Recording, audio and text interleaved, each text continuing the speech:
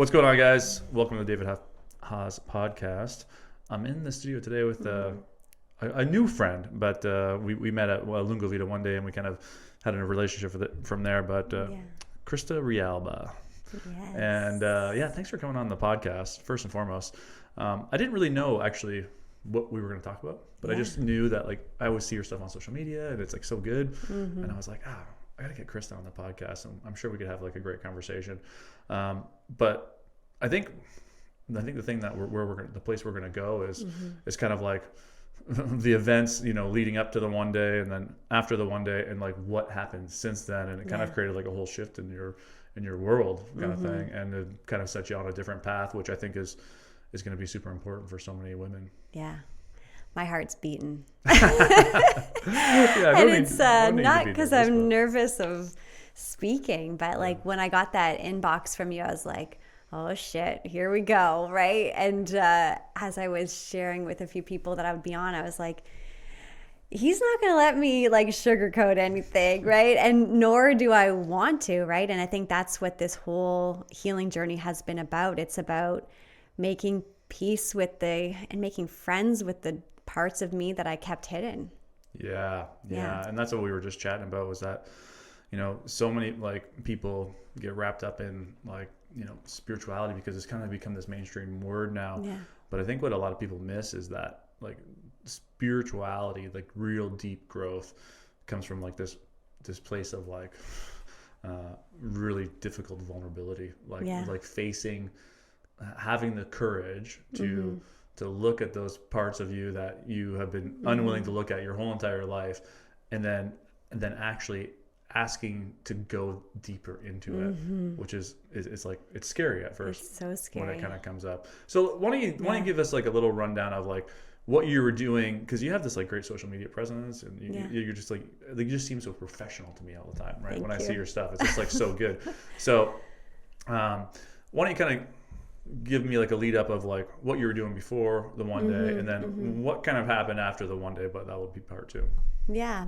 Well, for the last, I would say 15, 16 years, I've been working in the online space, and definitely I've been elevated in terms of being a speaker and a coach and an expert, and I've been speaking on big stages and having thousands of people look up to me, and being in an environment where there wasn't really the opportunity for me to not be perfect, right? Because I felt the responsibility of showing everyone how to be happy and how to, persevere and how to get the work done.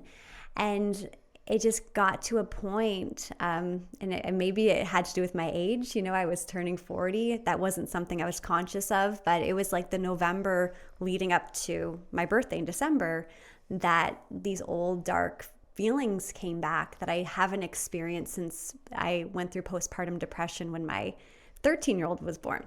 So it's been a long time since those old demons started showing their head, and I was like, oh, no, I have the tools. I've already done that. I'm not going to go there again. But man, they were finding their way in, and they were, it was almost like, and forgive me if I'm using the wrong words, but almost like my ego was looking for something to hold on to, something. So it was like shame and guilt and things that were not rational, but anything that would just take me down. And I tried to kind of rise above, but just like the feeling of this anxiety, and it showed up in terms of like ruminating thoughts and what a psychologist would probably call OCD, but very ruminating and compulsive thinking, but dark, and would just hold me hostage. And it kind of shifted focus and topic until it found something real sticky.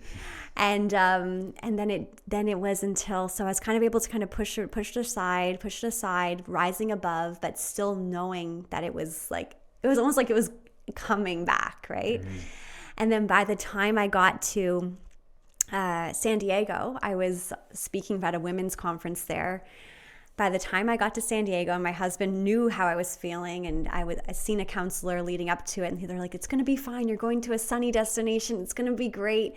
But by the time I got there, I had a full-blown mental breakdown.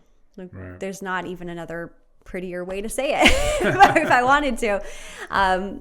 But saying all that, that was kind of the moment, that was the rock bottom, was in San Diego. But here's the real interesting part. I still got on that stage, even though I was on the phone with the crisis worker minutes before. I got on that stage. I rocked the stage. I still kept up the persona. And going back to my room, I just felt like I completely betrayed myself. And I just like curled up in a ball and that was the darkest part of my whole life, was in that hotel room in San Diego.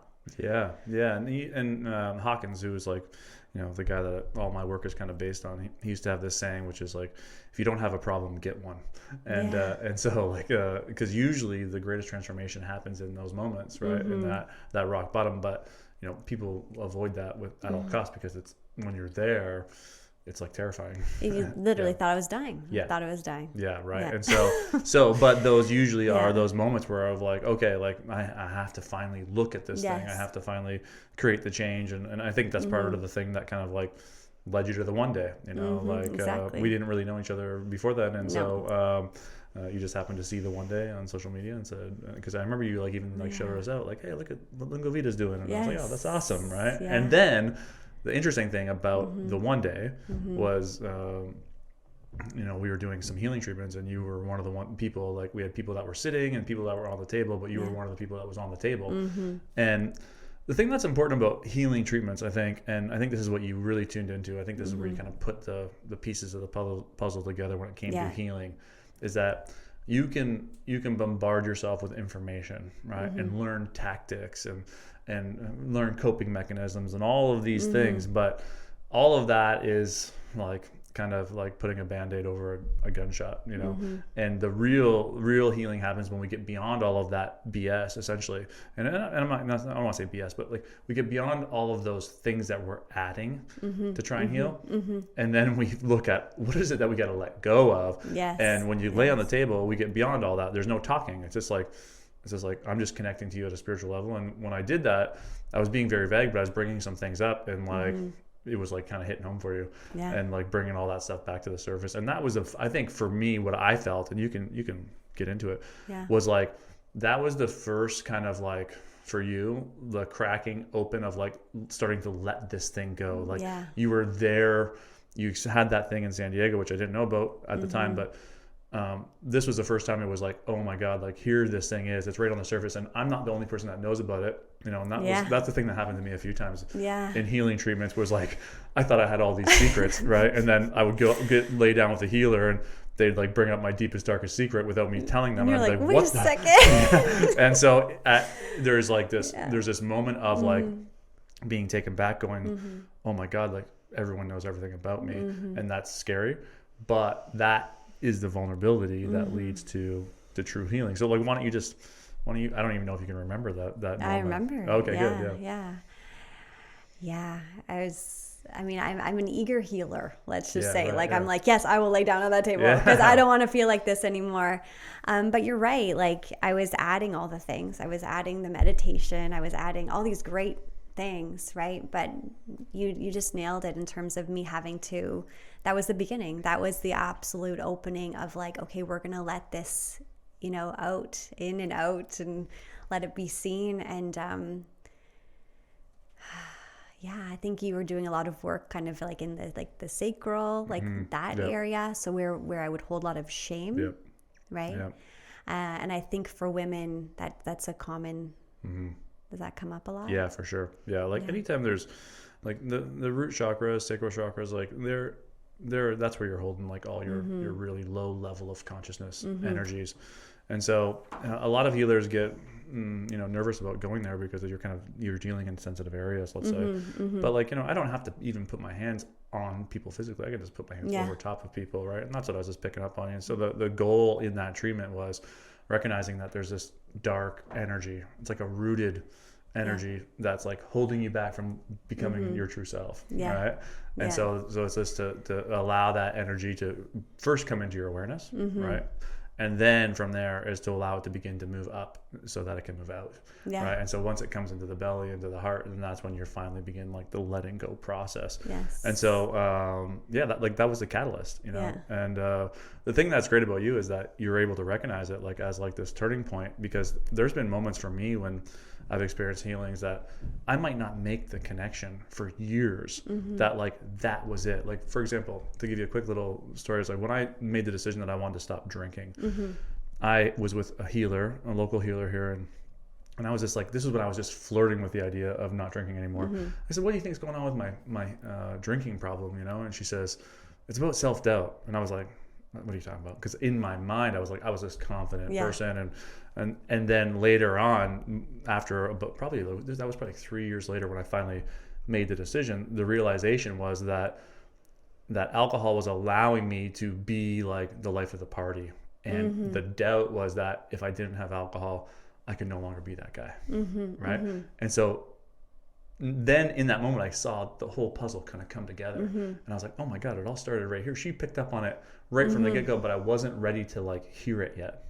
I had to like keep building my picture until I could see it, right? And so that was like the first piece of the puzzle. But for you, and probably to a testament to the work that you've done leading up to, coming to that one day, I mean, that's the thing I love about you, is just had the courage to like be like, when you did the treatment, you're like, hey, I need a one-on-one session. So when we came in and we just like went right to the source of it all. And it's like, that is the juice behind any real changes, is having the courage to face what it is that's coming up. So maybe expand on that, because what was that like for you?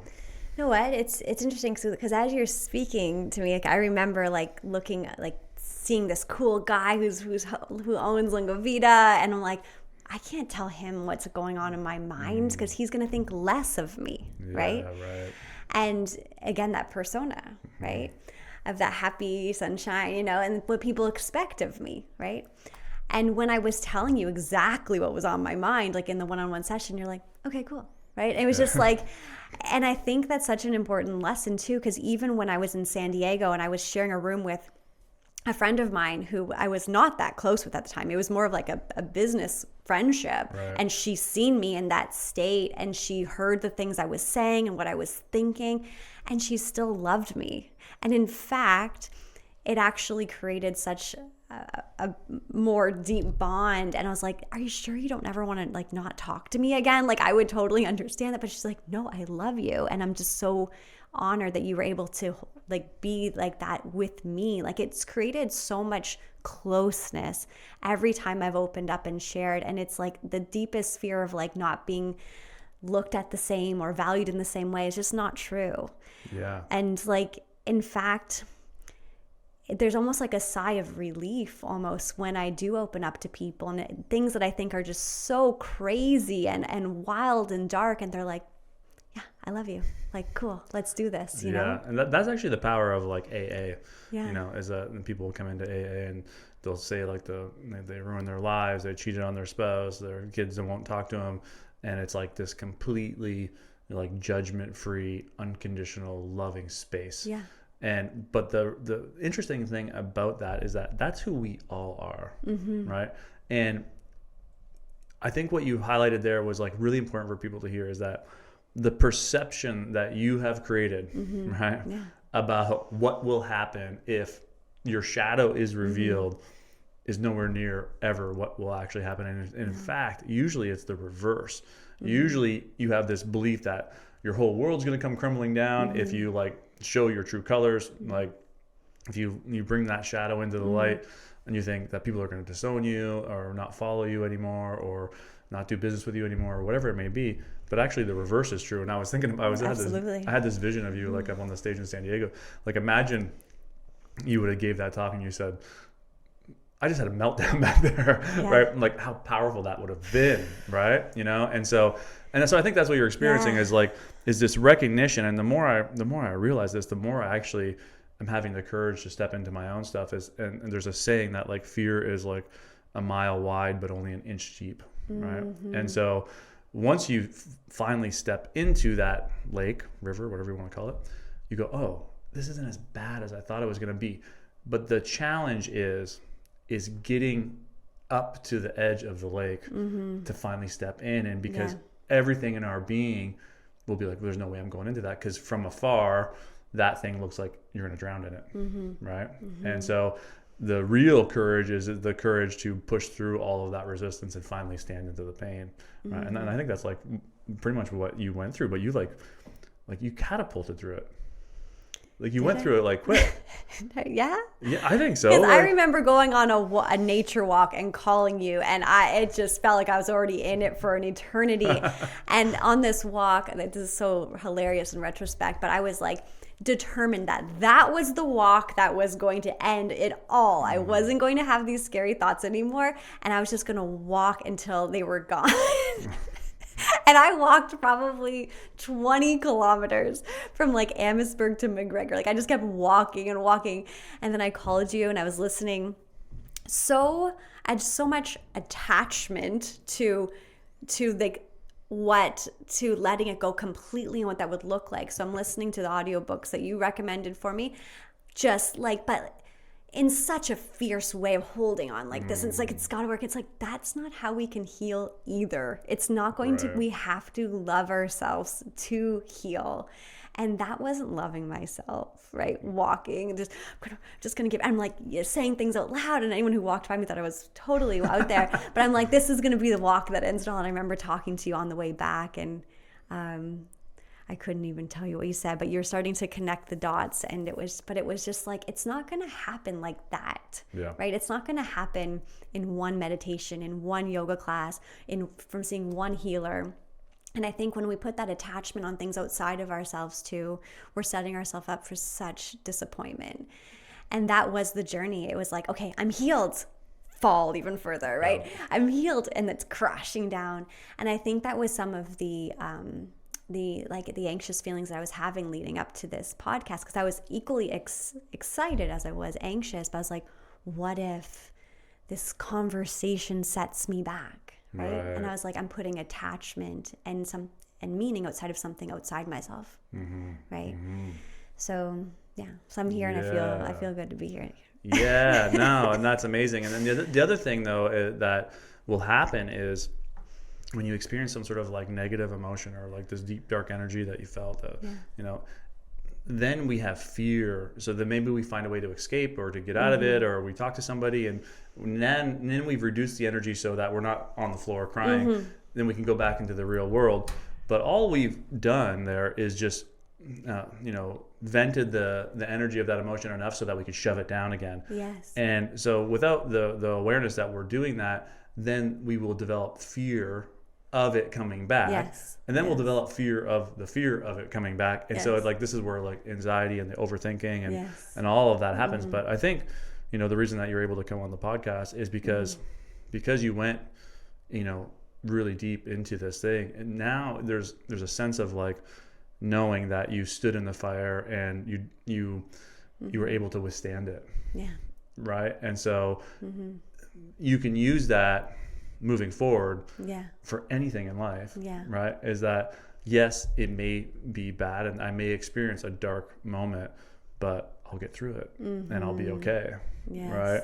And when you have that, it's like a sense of knowing and a sense of courage. It could be a sense of surrender, even to recognizing that something greater than you is going to take care of you, right? Then you begin to continuously say, okay, I want to open up all the doors now, right? And so once you kind of heal from one major thing, and then you'll start to see like, oh, there's still this, and then the universe will provide you with all types of opportunities to be like, oh, you're still holding on to that, right? Yeah. And so have you noticed that since that moment? Because this whole experience that you went through also created like a shift in your like kind of like business life, like you were always in the field of like helping people, right? But now it's kind of like created a shift to like helping people heal at a deeper level, which will then help them in all areas of life. For sure, yeah. One thing before I forget, I want to answer that, but one thing I want people to recognize it, if they're in that darkness, to look for the grace too, like because that was something that looking back, I'm like, like all of the grace that was given, even when I thought I had nothing left. And it's hard to appreciate and to see it. Yeah. but it's there. Yeah. Right. Usually people don't see it till after they come out, though. Yeah. Because when you're in it, you're in it.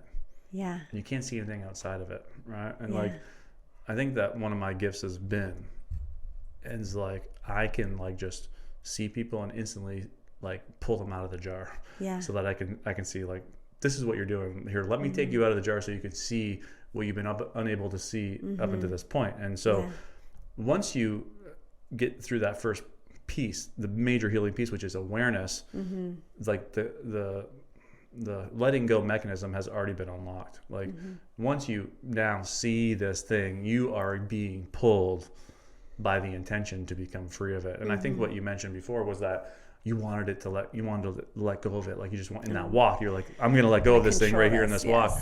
But the wanting, right, to be free is actually going to create resistance, and the having the expectation to be free is going to create disappointment when you're not free. And so it is this like this recognition that you are just getting better, right? And there are moments though, like I've observed it myself, I've experienced it myself, where you can break free in a moment, but usually there's a build up to that moment. Usually there's a series of events that led to the complete letting go of whatever it is that you've been holding on to. And it's probably not the moment that you decided. 100%. Yeah. Right. Oh my gosh. Okay. So going back to, I guess, where I am now, kind of the shifts that it made, right? So I like my confidence and my kind of I had a lot of self-doubt after kind of in that healing, like in the mud of the healing, right? So I didn't have my spark. I didn't have I was just kind of still like you said, like kind of afraid of if it's coming back, how do I feel today, right? If waking up anxious, what does that mean? All that stuff. So my business life was 100% on hold. Like I had a few setbacks in my healing journey, and the next time I was on stage again was in Salt Lake City in August. And after that, again, just like it didn't fall quite as deep as San Diego, but kind of the same idea. So after that, I was like, hey guys, I am like, something's got to give here. Something's not in alignment, right? So whether it was the company that I was speaking with, the company I was partnered with, how I was showing up, and any or all of those things, I was out of alignment, period. So I had to like, okay, we have to move on. We have to like completely shut it all down. So I went off social media completely, which is a big deal for me, right? So no social media whatsoever. It was about 2 months, no work for 2 months, no nothing for 2 months, just me on my yoga mat, showing up for myself with zero expectation, just doing the work, right? There was more of a kindness that was there because I was just like, there was space just for me. I didn't have to heal tomorrow. I was just going to just heal. Just keep walking. Just keep walking. Yeah, right.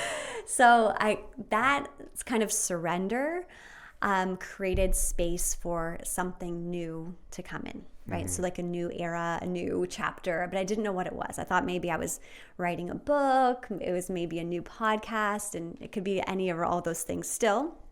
But what happened was the missing piece of my healing showed up.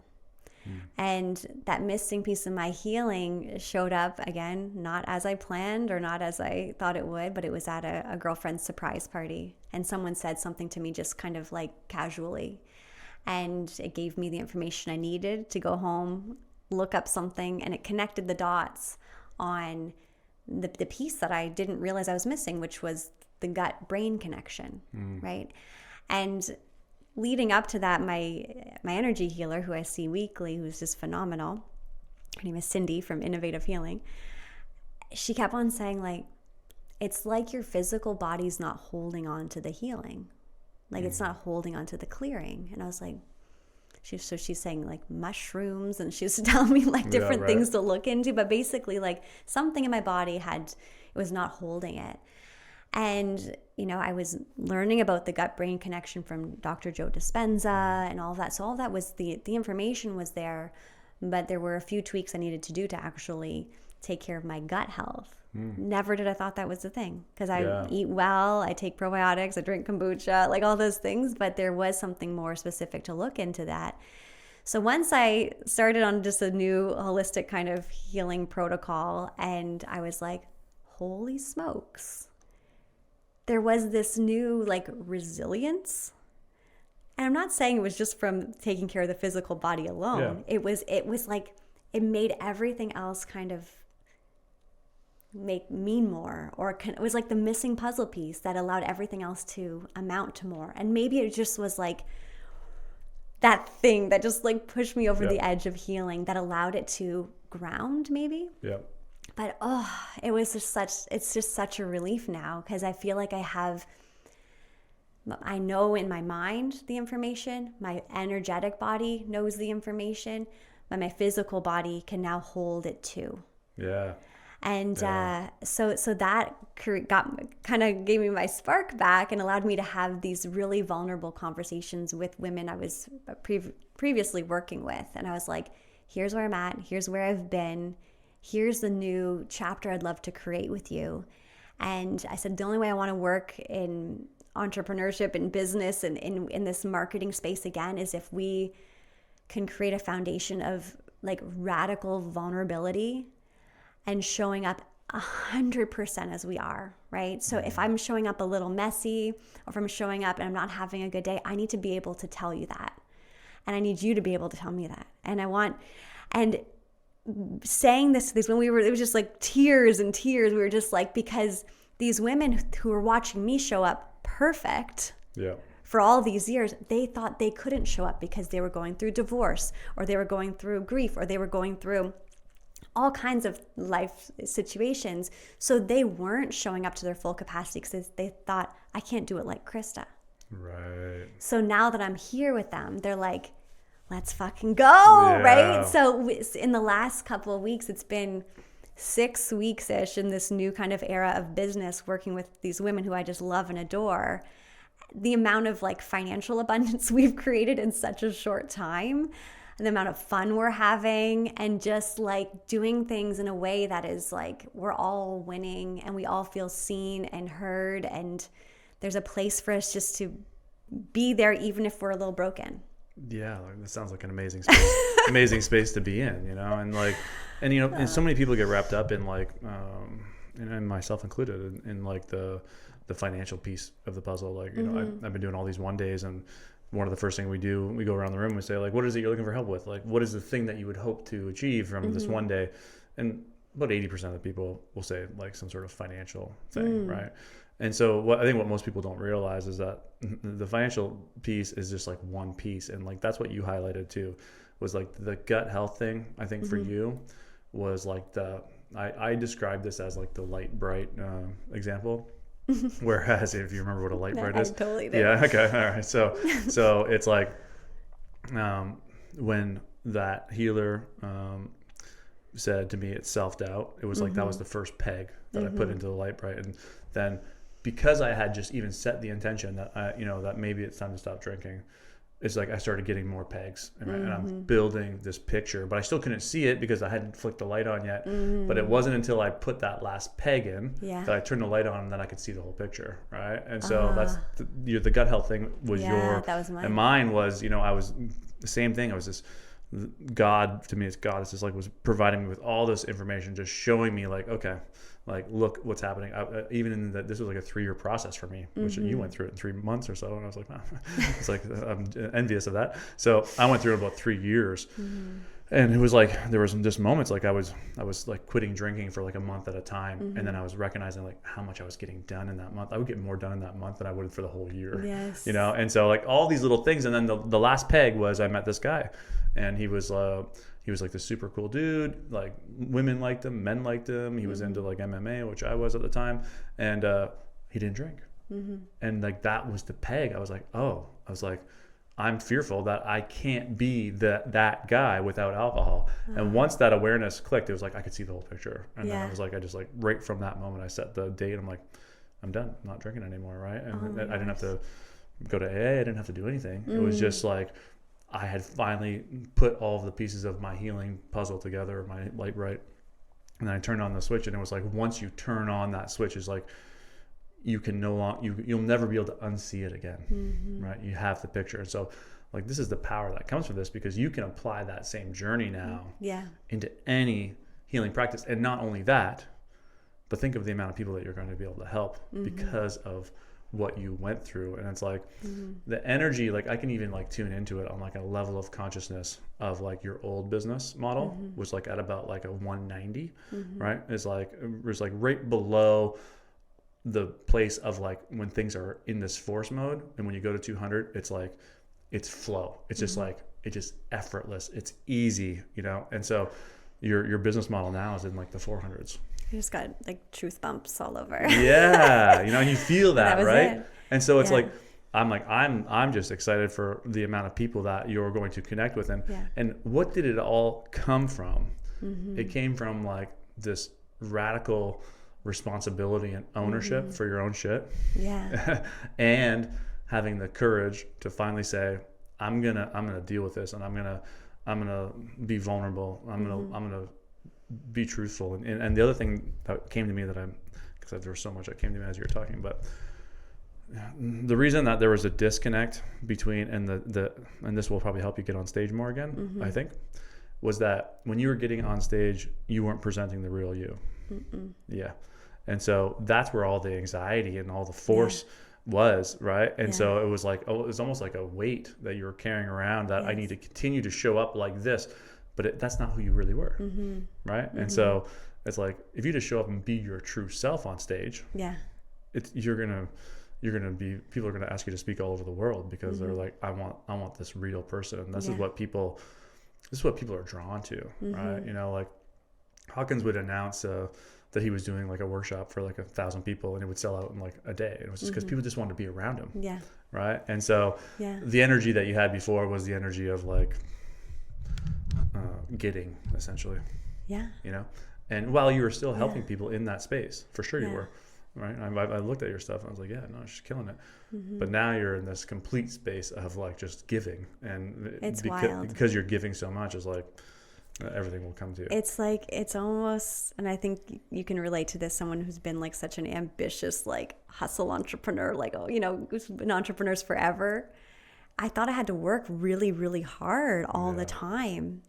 And like this new era, I'm like, is something wrong? Like I barely know what I'm doing, and it's happening, right? Like, I feel like I'm just kind of messy and just kind of like just showing up, and it's just like, really? And then I have to be able to receive it too, right? And it's just like, someone's like, well, what's your business plan? What is your strategy? I was like, I don't know. Like, it's an energetic thing, you know. And of course I'm doing the work, and of course I'm showing up, but there's a whole level of flow and ease that's available when you're really authentic, not like Instagram authentic, like, and you really open up and you heal. Beautiful things are happening. Yeah, like the thing that's coming to me is that like the greatest amount of freedom, or actually anything that you seek, is usually through the thing that you're avoiding most. Right? I'm reading the book right now, The Courage to Be Disliked, or something like that. I don't know what it's called, but it's getting some, like, people are reading it, and it's all like what I've recognized about all spiritual work, you know, it's all the same stuff. Yeah. It's just like everyone just puts their own little twist on it. So it's like, just find the person that, you know, that twist speaks to you, right? And so that, because you're going to hear it differently, right? Absolutely. Yeah. And so I'm listening to the book and I'm like, oh, this is like pretty good. But basically what he's saying is like, we have the ability to change who we are in a second, right? But we don't, because we don't have the courage to face what will happen when we change who we are, right? So like, even like, for example, you know, one of the things I've been working on is my diet as well, is trying to get my diet in check. And so it's like, well, what would happen if I became a healthy person who eats healthy? What would come up? And then the thing that I recognized right away was that it was like, well, the thing that would come up was that when things get tough, I won't be able to go to food to like pull me out as an escape. Right? And I was like, oh, I'm like, that's interesting. Now I actually have to deal with whatever it is, the feeling of, you know, inferiority, or, you know, the self-doubt. I would have to actually deal with it. Right. And the food is allowing me to not deal with it. I just eat something tasty, and then it goes away. Right. And so beyond everything that limits us is this stepping into this courage. And when you say it, sounds easy, right? But like what you went through, like required so much courage to like essentially have your dirty laundry kind of aired to the people that were closest to you. Yeah. And but in that was like the greatest transformation that you probably will experience in a long time. Absolutely. And I'm excited to continue to peel back the layers. Yeah, and that's the other thing that happens in the healing journey is that, you know, one of the things I talk about a lot is like a coat. And you mentioned like you would slip into self-doubt, and that's like a coat. Self-doubt's a coat that when things go bad, you start to go into self-doubt mode. Like, I don't know what I'm talking about. Like, who's ever going to come to my retreats for me or you know, buy your program or whatever. You get into this space, and then you have to recognize, oh, I'm wearing the coat of self-doubt right now, right? So what will happen is when you take off the coat of self-doubt, then you might recognize, oh, I'm wearing the coat of apathy, right, which is a victim. And so, yeah, peeling back the layers, recognizing the things that are limiting us is like is huge, right? So what's next for you? It's like you're gonna build this.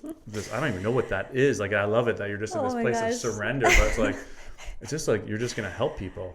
We're gonna have a lot of fun. Yeah. Right. And it's like, even, you know, being in this new way of being, it's like I can set goals but like laugh at them and like have fun with them and just hold them loosely and say like, I'm going to, you know, be whatever earner in the company. I'm going to, you know, win this trip. And I was just like, actually just recently I earned a trip in 6 weeks of being in this new venture to the fully expenses paid to the Mediterranean. Oh wow. And I'm like, what? Right? Like, it's just wild. But I had fun, and I was just kind of like just showing up and saying like, I don't know, this is what's working for me. This is what I'm learning, and just holding on to my goals loosely.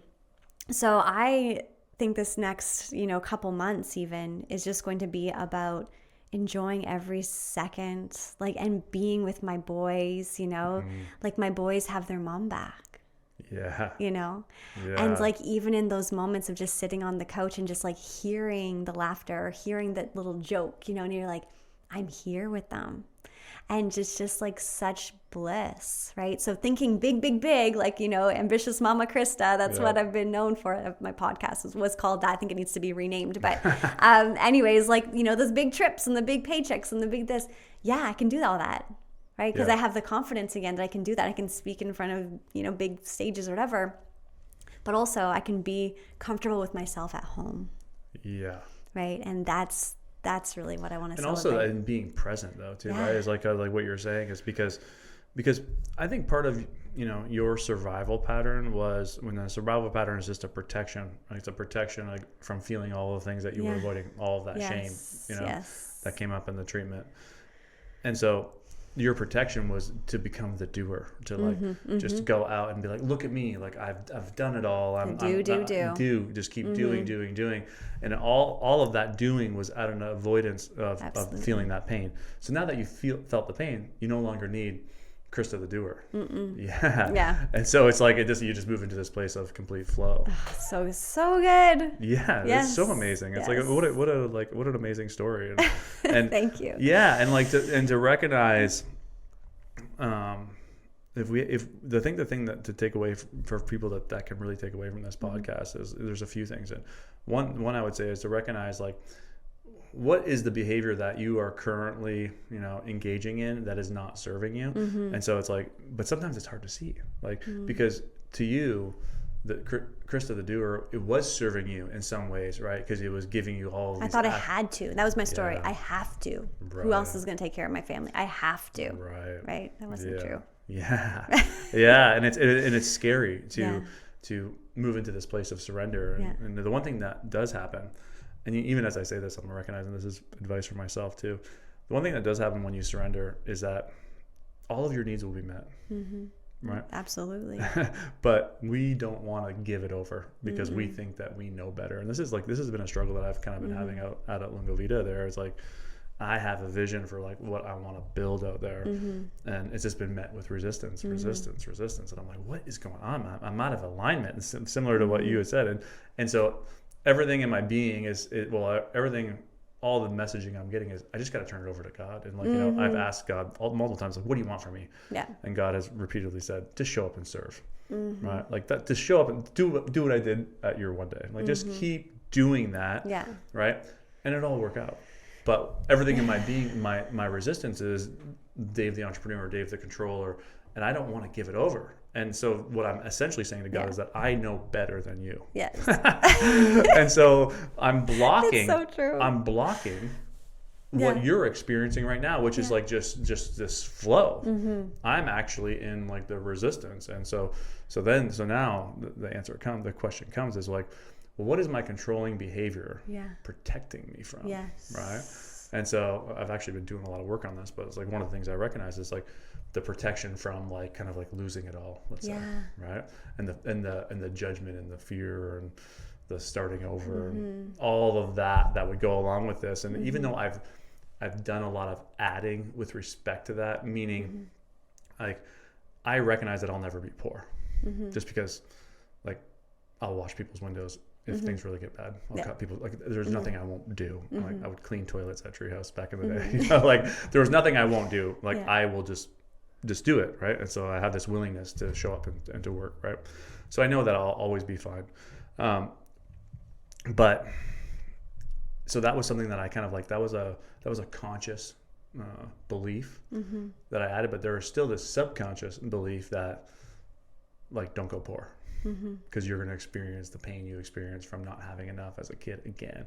And so while I thought the conscious belief kind of suppressed the unconscious belief, and so now I'm recognizing because I won't surrender this thing over, that there's still more healing to be done there, right? And so like I said, the universe will just continuously show you like what it is that you need to let go of. And don't wait until you're knocked on your head, people. Like, you know, like the universe was absolutely, I was getting all these intuitive little hits, and like all the signs were there.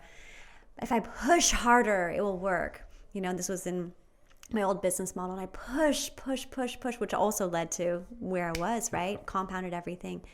But I think the thing is I think so many people, because I teach yoga now regularly, went back to my practice and back to teaching, do it more just because I love being in that space. But it's so many people are afraid to just be quiet and just be with themselves, right? But if what we're doing isn't working, there's a better way. And that goes to from our marriage, or our relationships, our business, our work. Just let go and let God, right? There's a better way. Yeah. And part of it, as like, you know, people that you've put yourself in the space of like serving others, and part of the process sometimes to serve others is to show up for them and try and get them to see what they've been unable to see. But part of that process sometimes is just letting them go through it, you know, like there's so many people that get frustrated and angry with people that can't change. You know, like people will see someone that drinks too much and they'll take it very personally, like how could you do this to your family? But it's like they haven't had that moment that you experienced of that rock bottom, or a moment that I experienced, you know, when I was like at the lowest, you know, I was going to lose everything. It was like my moment, right? Yeah. And it's like sometimes you just have to allow that to unfold and just be there and support them kind of in the distance, because if you try and force it on them, it's probably just going to delay their process even longer. But the great thing about like coaching and the work that we do is usually we have people that are showing up and saying, which was what you did, which is why I think that you experienced such a great shift, is because of the state of willingness, right? You showed up in the state of willingness, like encouraged to be like, I want to heal, right? And just with that intention and that willingness, it's like willingness on the scale of consciousness calibrates at like 310. So it's just like you just got pulled like right through it all into like this amazing space that you're in now. Thank you for being there for me in such a it was awesome. Because even when I was in, I was like, I remember saying to you, like, I'm cool normally. Like I'm really not this crazy normally.